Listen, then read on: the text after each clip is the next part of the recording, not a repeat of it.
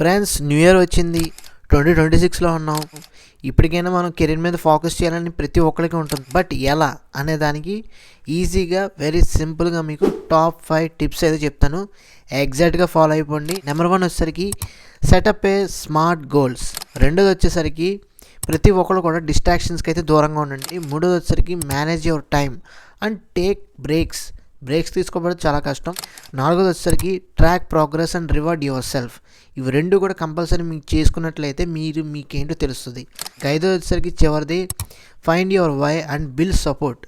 ప్రతి ఒక్కళ్ళు మనం ఎందుకు చేస్తున్నాం, ఏం చేస్తున్నాం అనేది తెలుసుకోవాల్సిన అవసరం అయితే గట్టిగా ఉంటుంది.